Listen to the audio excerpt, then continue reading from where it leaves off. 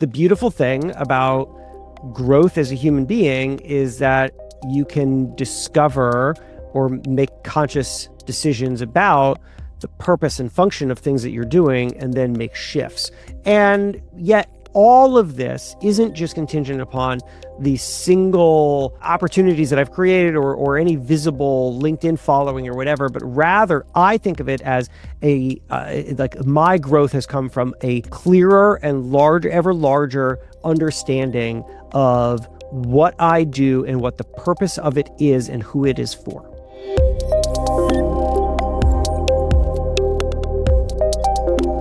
Jason, welcome to the One Away Show. Well, Brian, thanks for having me. Oh, it's great to have you, and been fun to follow the journey for a number of years, and excited to do this. Well, thank you. I appreciate it. Yeah, Jason, what is your one away moment that you want to share with us? My one away moment being the moment that set everything in motion? Sure, or it could be the moment that set everything backwards to get you in motion. I mean, it could be a number of things. Well, I had this moment when I became editor-in-chief. So I became editor-in-chief of Entrepreneur Magazine in 2016, and I was not prepared for what that meant at the time because my background before that was media. And so I was a media guy who made magazines and who story told and all that stuff. And when I got to Entrepreneur, I really thought of it as another version of that. I would just do the thing that I have always done throughout my career. But then I started to say yes to, let's say, invitations onto podcasts like this.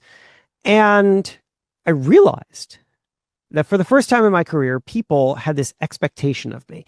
They expected me to be an authority. They expected me to have something specific and significant to say.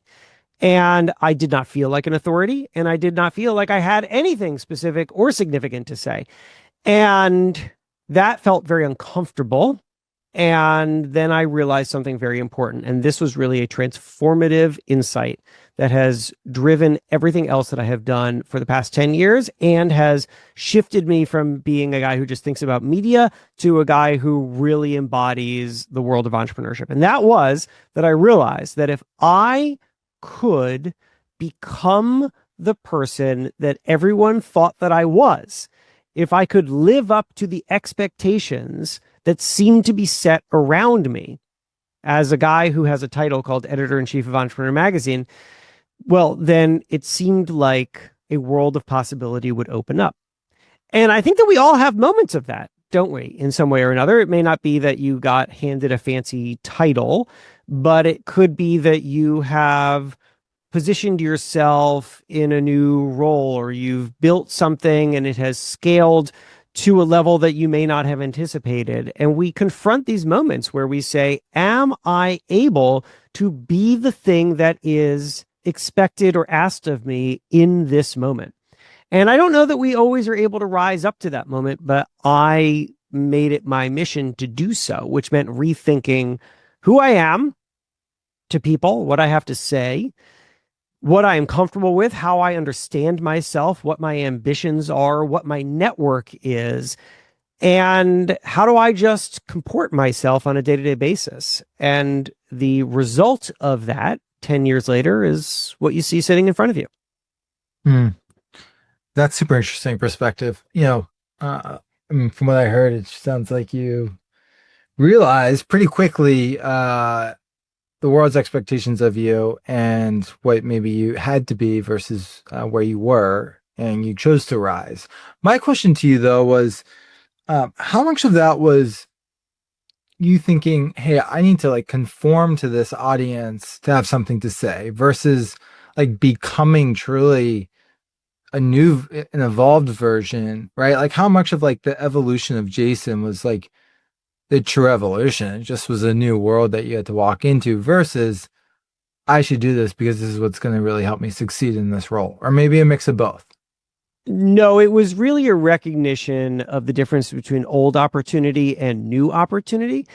So to conform to, it's not a matter of conforming to what people expected of me. That is, I suppose, a way of thinking about it, but it's not the way that I thought about it because I didn't need to do that, frankly. I mean, I was saying yes to being interviewed on podcasts and on stages and whatever, but I didn't need to say yes to those things.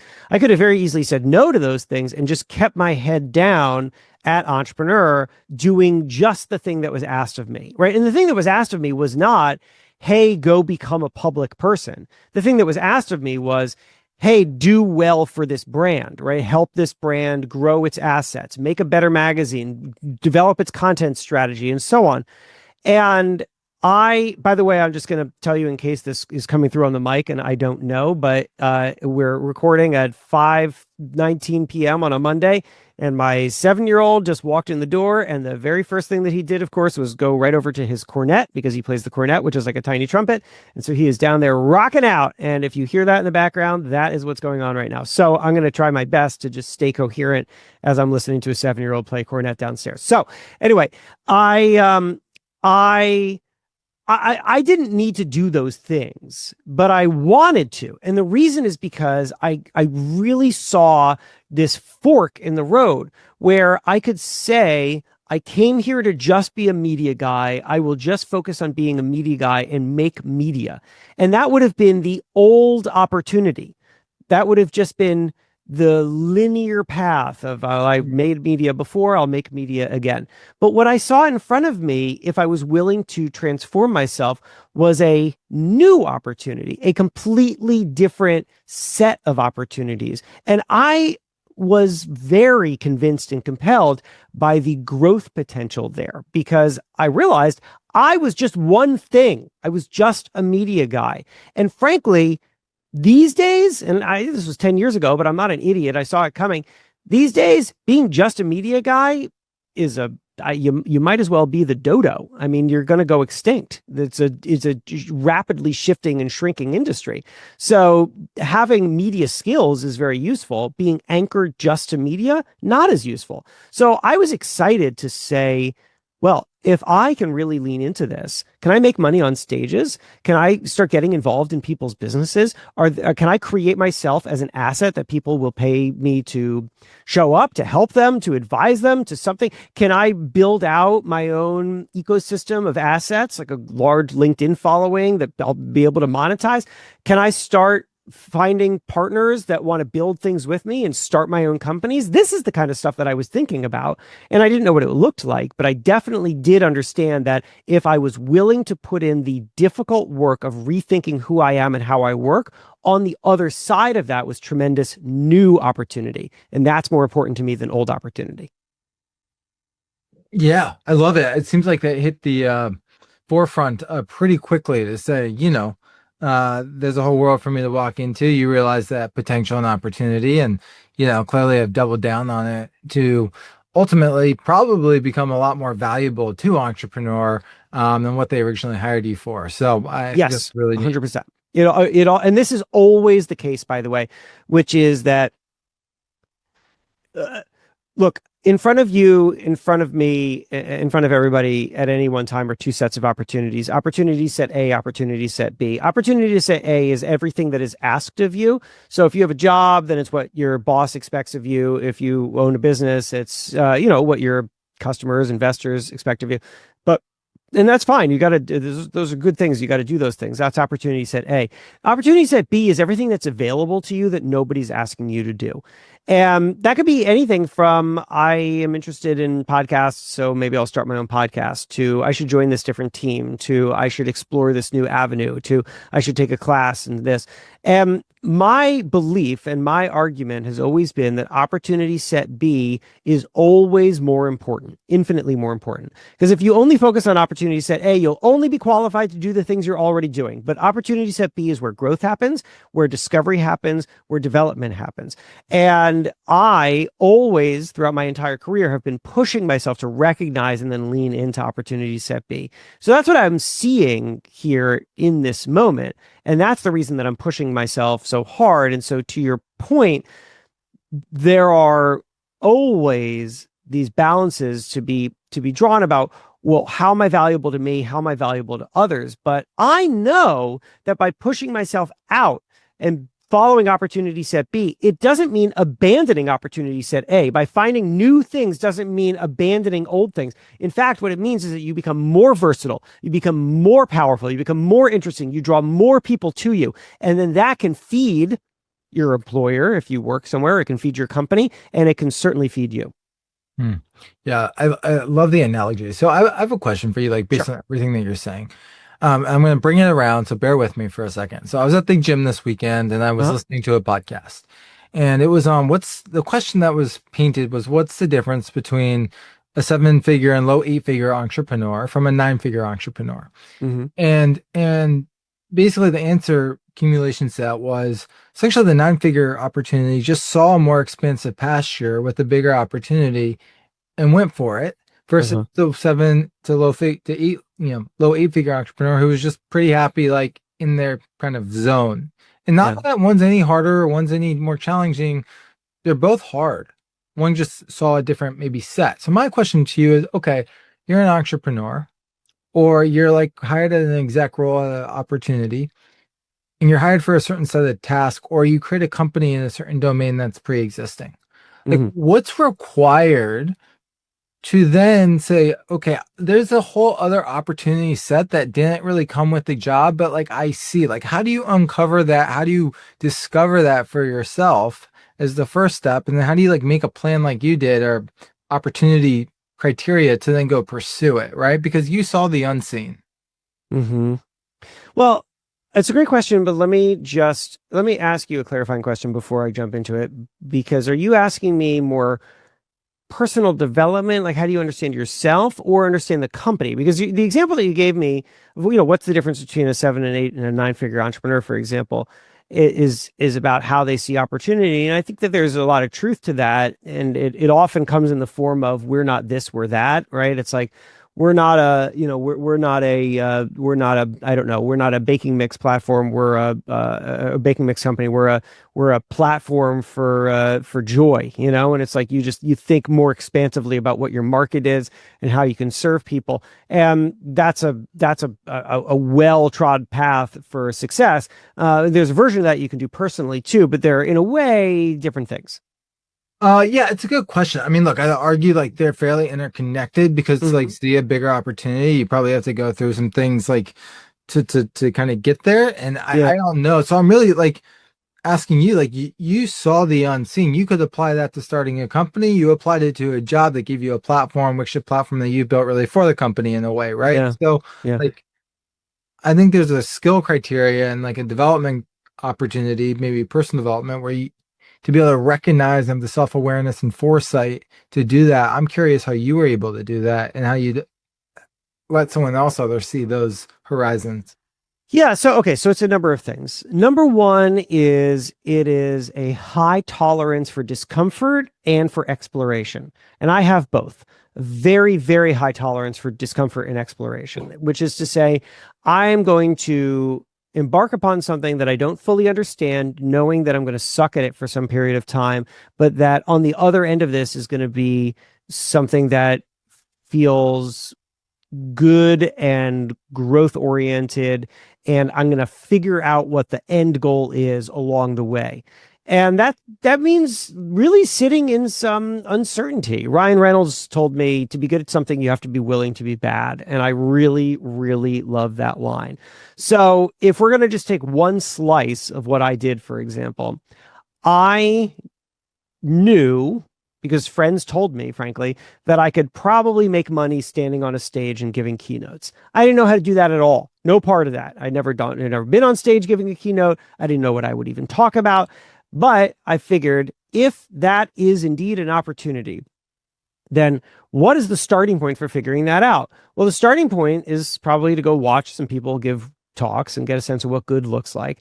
And then also to find some opportunities for me to stand on a stage unpaid and give some talks and probably not be nearly as good as I would like to be, right? There's a gap between what you know is good and what you're actually able to accomplish yourself. And you have to live inside of that awful, excruciating gap for a long period of time.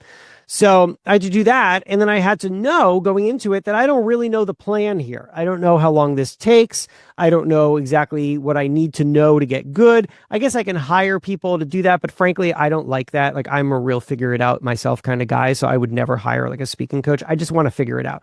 So number one is it is that you're going to have a high tolerance for discomfort and for uncertainty.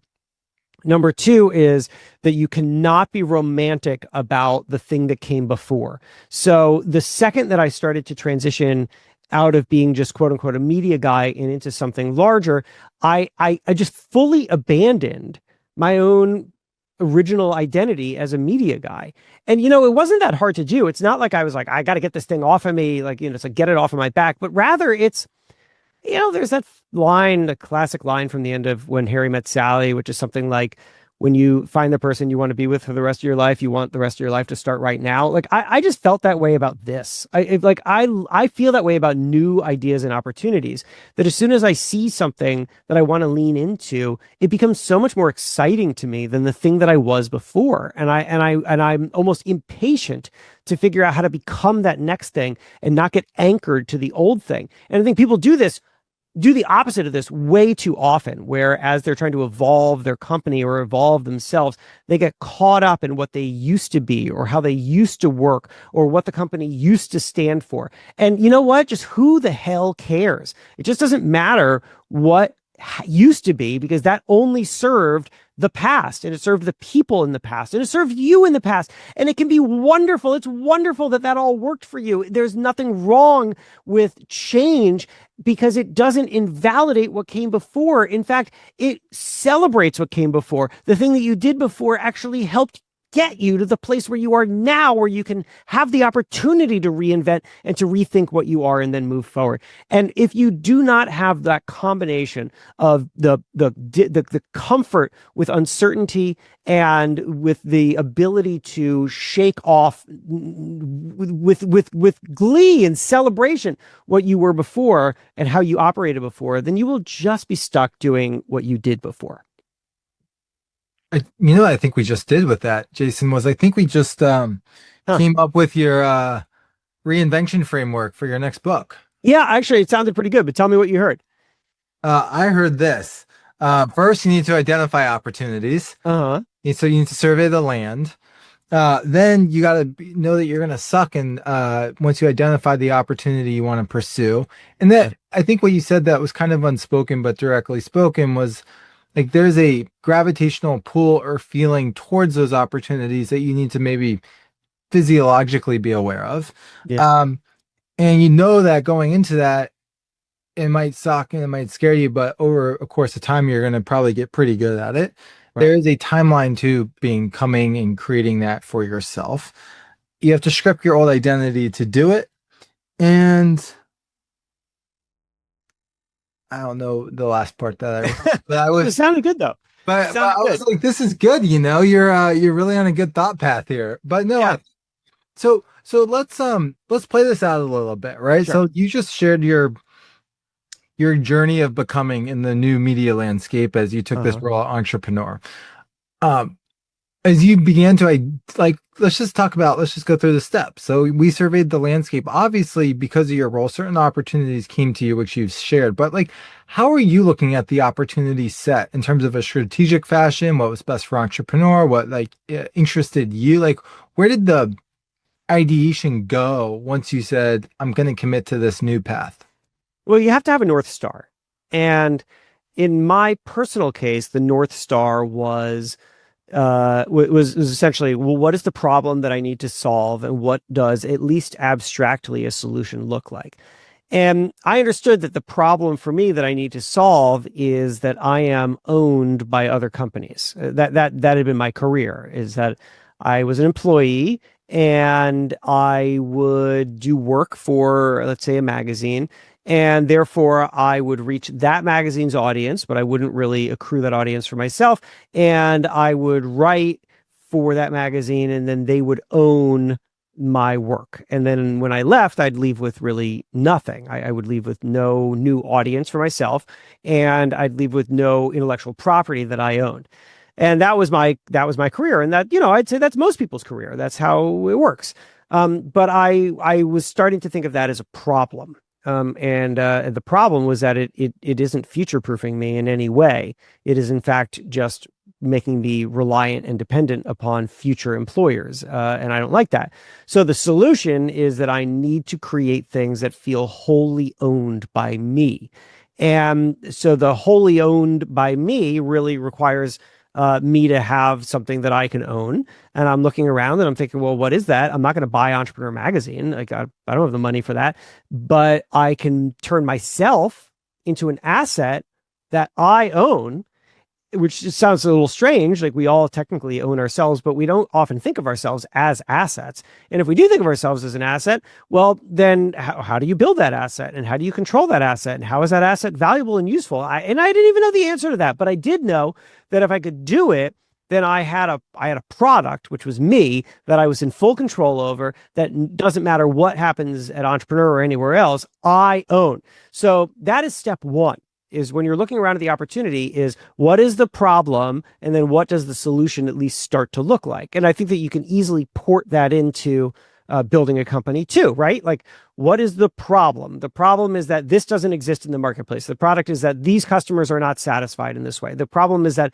whatever the problem is. And then we need to start thinking through, like, what is a solution that I can create that's going to start the ball rolling towards opportunity? It's not to say that I know what the opportunity is, but it is to say that if I can at least start moving in the right direction, I'll gather the data along the way to start to figure out what it looks like. I like it. So this is your opportunity. So the way you thought about opportunity set wasn't so much starting perhaps with the opportunity. It was maybe thinking about the market and your place in the market and understanding the problems to say, I need to mold myself and productize how I show up in the market to create the best opportunity outcomes possible. Yeah. I mean, yeah, like I needed to understand the market. Look, everything, the product market fit is everything, right? So you have to know if you're thinking about yourself, well, what am I as a product, and what is a market that wants me as a product, and how do I finesse both sides of it? How do I understand the market to then take those learnings and better refine me as a product? But also, how do I just become the best product possible? How do I start to build the skills that are necessary to become a better speaker, to become a better thinker, to become a better communicator? How do I figure out who is my audience, and what am I good at talking to them about? And none of this is figure outable at the starting line. You can only figure it out as you keep going. Interesting. So on this note, I want to know this. By the way, I really resonate with this framework for a number of reasons. Let's just say I am trading you as an asset right now. Yeah. Let's just say personal brands at a marketplace or a stock exchange. Actually, let's make a scenario. Personal brands, media figures, there's a stock exchange for them. Over time, those assets on the exchange go up and down in value. What I would like to know from you is, okay, 10 years ago when you first started, how do you think you would have been traded and why? In terms of like, okay, maybe not traded a lot, but there's potential here. What's that potential? Maybe where is it? And then today, like, how do you see that asset being traded? So like step outside of your body for a second, look back at the mirror or look back at yourself and kind of give me like a 10-year horizon of the value of Big Jason Feifer asset if I was trading on this personal brand stock exchange. Oh, wow. That's very interesting. Well, 10 years ago, I would have been 10 years ago, I would have been a penny stock. I mean, there's no reason for anybody to have invested in me because it wasn't clear where this thing was going. And it could have gone in a lot of different directions. I mean, at the very beginning, I've been doing this for 10 years now. At the very beginning, I was trying out a whole bunch of different directions, some of which came to inform the ultimate direction that I went in, but it wouldn't have been clear at the time. So, for example, 10 years ago, I had started a podcast about the history of technology.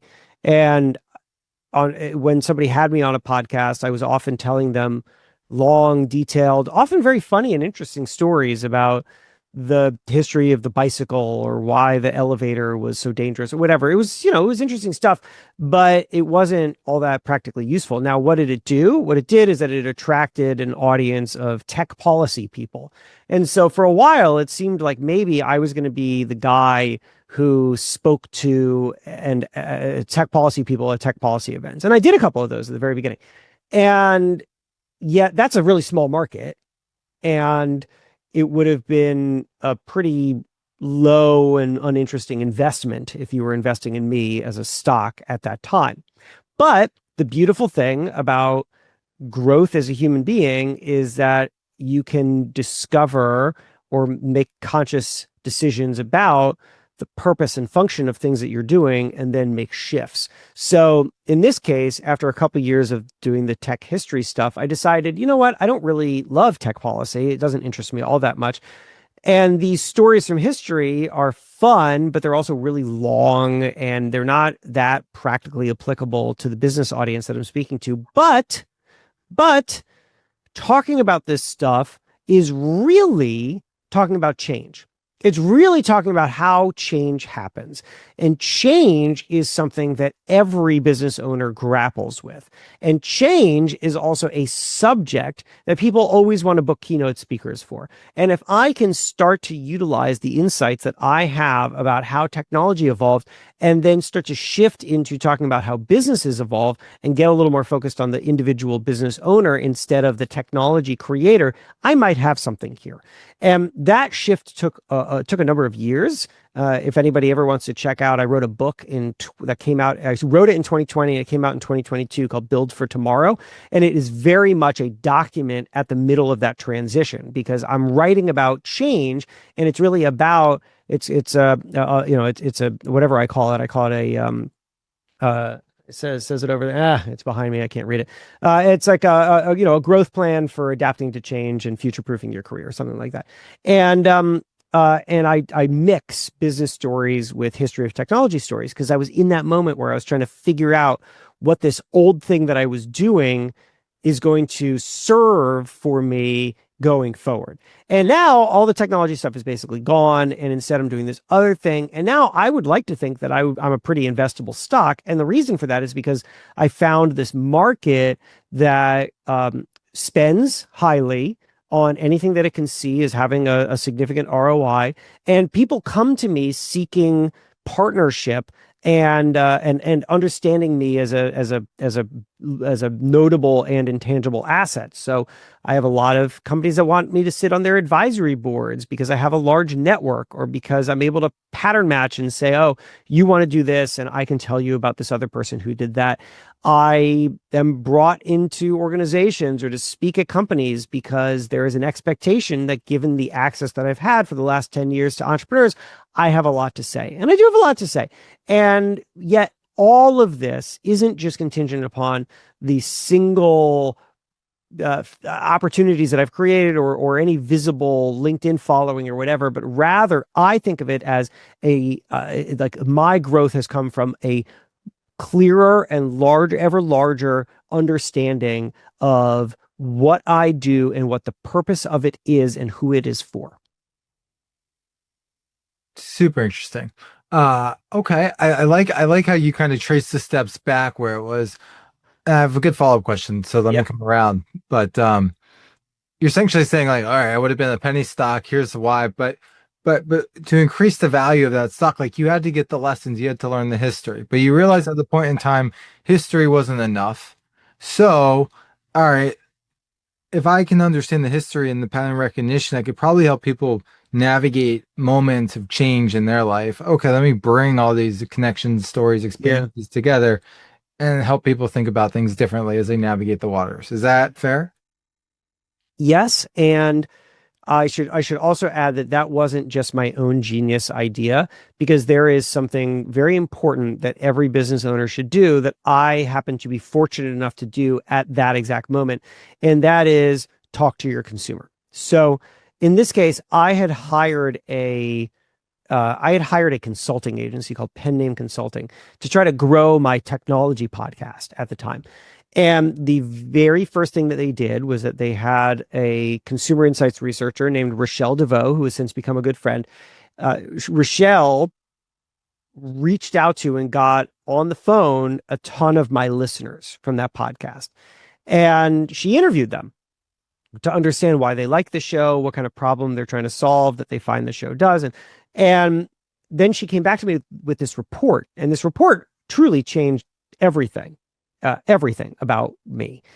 Because the report said that people are not listening to this history of technology podcast because they're interested in history or technology. They're not interested in either of those things. They're listening to the show because, and this was the language from the report, it helps them feel more resilient about the future. That's what they were saying. And it was that consumer insight that helped me say, oh my God, this thing that I am doing in technology has a direct application for a broader audience and can serve the audience that I am recognized as an authority with because I am the editor-in-chief of Entrepreneur Magazine. Like, if you don't know what your customer is thinking and the reason why they like you, then you have absolutely no idea how to serve them or what you should do next. So I am grateful that I had that opportunity, and that transition from penny stock to, whatever, I'm not going to put a value on myself, but hopefully higher than a penny, I'd like to think, is entirely because I experimented, got out there, was doing a thing, and then learned from the people who it resonated with to understand what to do next. It's hilarious. I love where this is all going. I think, also on the consumer insights side, I agree. Like, it's so, I love focus groups. I love asking like deep questions because you do like, you go in kind of blind and you're going to come away with one or two things that completely shift how you do something. And for you, totally, like, oh, that one insight really kind of transformed kind of how I show up in the world. So I think that's beautiful. It's shocking. It's shocking. Like, you just don't, and this, Rochelle tells me this all the time when I talk to her about her work. She's like, I go to these CEOs, and they say, I don't need your services. I know everything about my consumer. I know exactly what they need. We're serving them.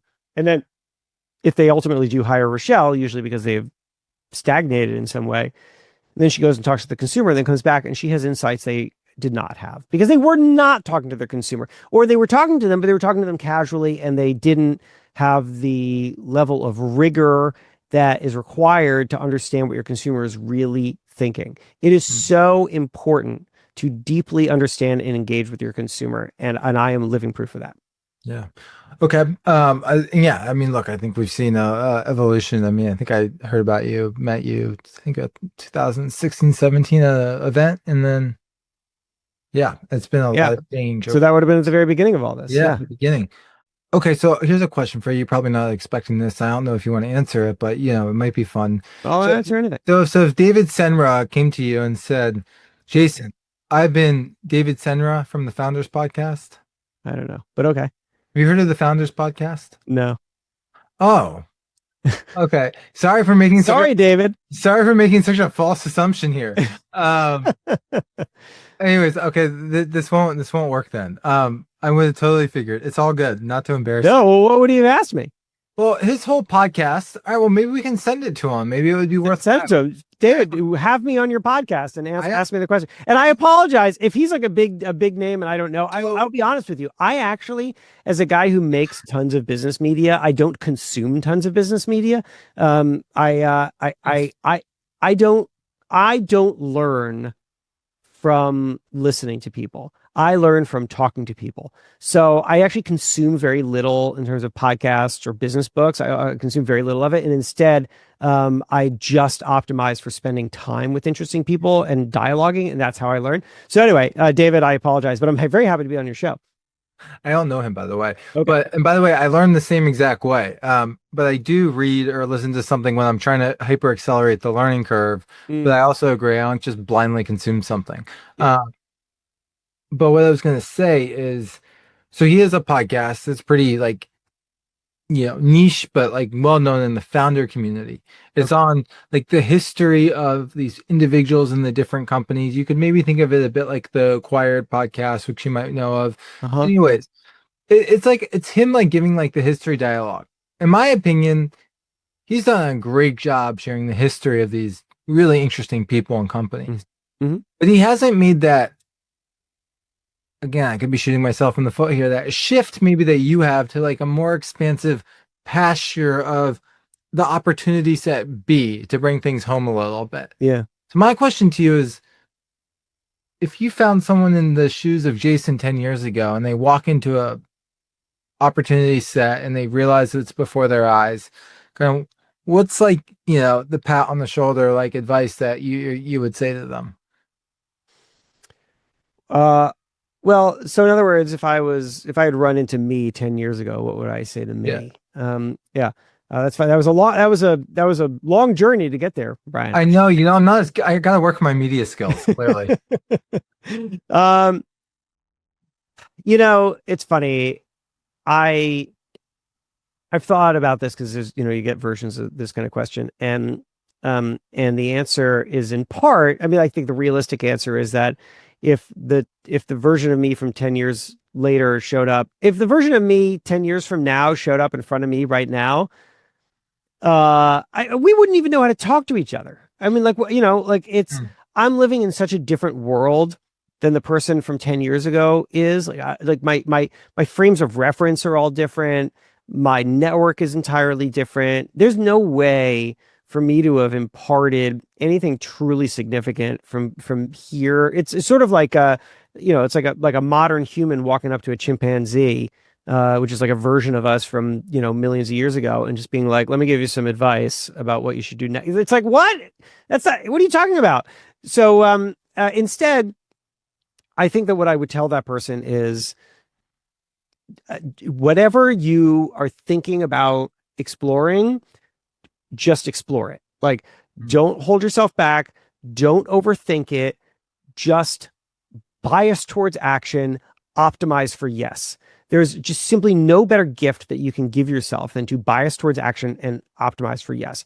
Because over and over again, you will put yourself into new situations where you will learn and you will grow and you will adapt. And I would bet that if this was a multiverse and there were infinite versions of me from 10 years ago embarking upon the same quest, there would be infinite versions of me 10 years later. It would have turned out differently, because Mhm. who knows what one little decision led somewhere else and led somewhere else. I'm very happy with this version. I really am. But it's definitely not the only way that it could have unfolded. And nor is it the only way it should have unfolded. So the best thing that you can do is not try to follow some particular path or check some particular list, but rather to just optimize for yes. I dig it. Nice. Okay. So to keep on this thread, which I think we're going, and I like all the things you're saying. I'm not just giving you lip service, but what I want to know is this. Um, you seem to be one to explore curiosities, Mhm. dive in kind of blind, learn from whoever you need to learn from, and then kind of figure out your action plan from there. Um, if we were to take the stock analogy, Jason Feifer 10 years from now, so let's just say Sure. 2036. Yeah. Um, what do you think that stock looks like? And because of maybe the leverage that you've created for yourself over these last 10 years, do you have a risk tolerance or a desire to explore something on this maybe 10-year horizon that you would have never went into in the past? So that you've always been scared to maybe jump fully into, but maybe have the leverage to do so now. How would you answer that? Well, you can never predict what's going to happen in the future. And especially if you're thinking about individuals, you have to also take into account that it's not just about how good you are at creating opportunity or making money, but it's also about what you want at a certain stage of your life. Mm. And I'm 45 now. So 10 years following, I'll be 55. And I am already feeling at 45 a shift in priorities. I I adore the opportunities that I create, and I do not slow down in pursuing them. I even this as we talk in the very beginning of 2026, I have on the table three potentially incredibly transformative partnerships with individuals that I'm talking to now. And even if one of them actually comes through by the end of 2026, I will look a little different. But and for as much as that stuff excites me, and it is the fruit of the labor that I spent the last 10 years doing, that people of the caliber that I'm talking to now are interested in exploring ideas with me. I'm also really craving more time with friends, and I'm craving more time with family, stuff that I didn't think about a lot in the last 10 years, as I was just like, go, go, go, let's just do it. And now I'm realizing, there's also a different balance to be had here. And I think I could see in 10 years my stock, quote unquote, the way that an investor might see me, being like less exciting than it is now, which isn't to say that something bad has happened, but it rather is to say that maybe I just decided, hey, I created a really good, stable foundation. I kind of solved the like, where's the money coming from question for myself, and I want to spend less time doing that, and I want to spend more time doing other things. My kids are 7 and 10 right now, so they'll be 17 and 20. Boy, that sounds like a pretty good time for my wife and I to start traveling the world. I'd like to be working less while I'm doing that. So I don't know, different seasons of life, but I think that's what's so wonderful about it. Like, to go back to something that I was saying earlier, it should really always be about what it is that you see as the next set of opportunities that you're excited about, and not be anchored to what had come before, because what had come before served its purpose, and that doesn't mean that you have to keep doing it. I like it. So what you're essentially saying is that you're not a startup chip or penny stock anymore with a lot of risk potential. You're more of a growth equity bet right now. And if some of those bets come to life, you're going to have a good life with your wife the next 10, 20 years and family. That well put, as that good, putting some good investor logic to my reading. I had to come back from my falter, but the reason I faltered earlier, because you didn't know my podcast name, so I had to shift gears. So it's okay. It takes two. um, this might be one of the best conversations I've had all year. So, oh, thank you. No, This has been great. I got nothing else in terms of like what I want to ask you. Like you have taken the gold, in terms of performance. What, before I let you run, we have 11 months left to the year, give or take. Yeah. What are the things that you're super excited about for the year? You look at the next few months and you're like, man, like, what can you share with us that's exciting for you in this moment in time, in ways that our audience, and we can help you get there faster? Oh boy. Well, I mean, look, I like cryptically reference some of these partnership conversations that I'm having, and those will be interesting. None of that is ready to be talked about publicly right now. But I'll tell you where that came from, which was that the partnership conversation actually came from a slowdown that I'm experiencing in the speaker industry. So last year, 2025, was just like gangbusters. I was on the road all the time for speaking engagements, corporate keynotes. And then this year, I mean, I've got stuff on my calendar, but it slowed down. And I asked around, and everybody's been seeing it. I think it's just a shakiness, uncertainty about the economy, and so companies are pulling back on their speaking budgets, and that is a bummer. But it also creates, like I said earlier, if you have a comfort for uncertainty and discomfort, or a high tolerance for discomfort and uncertainty, then you can see a moment like that as an opportunity. And so I did, and so I just started to say, well, I'm going to be home more, and so I should use that time in some interesting way. And so I just started to pound the pavement more, say yes to things that maybe I would have said no to before, meetings, opportunities. And it started to create some really unique, interesting connections and conversations that led to this stuff. And that I think that's great. Opportunity is sometimes the product of necessity, and I like these moments where something changes and maybe feels a little scary, because it pushes me to do something that might turn out to be even better in the long run. So that's what I'm excited about for 2026, and we'll see what comes. If anyone wants to support me in any way, well, thank you. That's wonderful. I would suggest going to onethingbetter.email, which is a web address. You plug that into a browser, onethingbetter.email. So I have a newsletter. It is called One Thing Better. Each week, one way to be more successful and satisfied and build a career or company that you love. I pour a lot of love and energy into it. I get incredible responses from people who tell me that it changed the way that they think. It came just at the right time when they were making a really hard decision. It is me distilling the wisdom that I've just gained from 10 years of access to the world's smartest people. And so I put that into this newsletter. It comes out weekly, and it's called One Thing Better. And you can get it at onethingbetter.email.